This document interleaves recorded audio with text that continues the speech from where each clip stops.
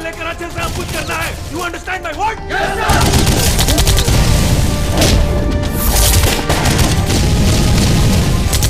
अगर सरहद पे मौत होगी तो देश कफन में तिरंगा देगा।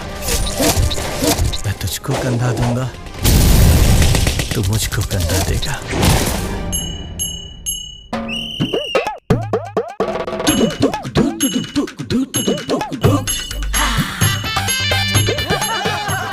चुम्मा का ले ले बार-बार बे। अरे तो अब तो तोर मेरा रुआ चुम्मा ले ना। पक ढोल बजा के मस्त मगन महफिल में आके डोल।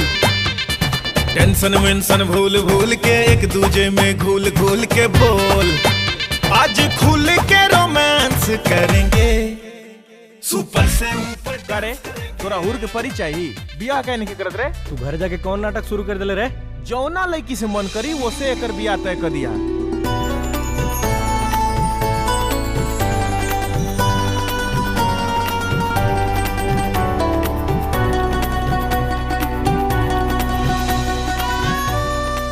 कैसन बाड़ी भौजाई? सब तक कहा था कि बढ़िया, हाँ लेकिन माँ या बहन तक हमके दिखाई ना दिलिस। तू कोनो जुगाड़ लगाओ ना।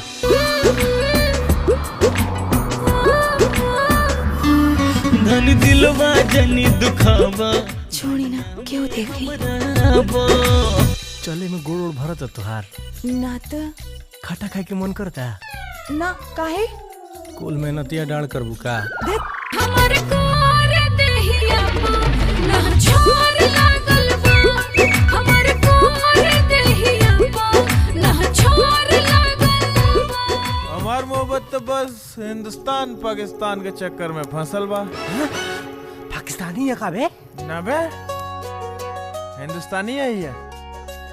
ई एगो फौजी के प्यार है।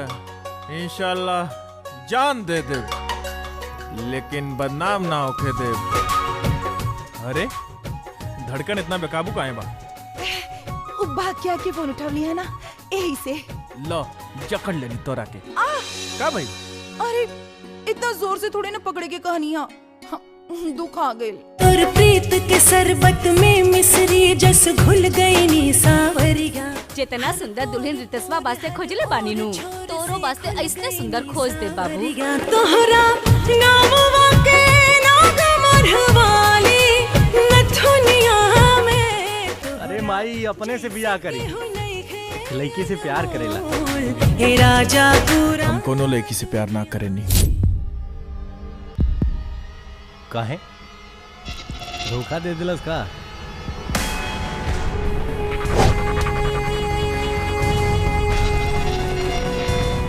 बीबी हमार दियो, लेकिन ओकर फोटो तोरा पर्स में। तो सोच कितना घटिया बारे।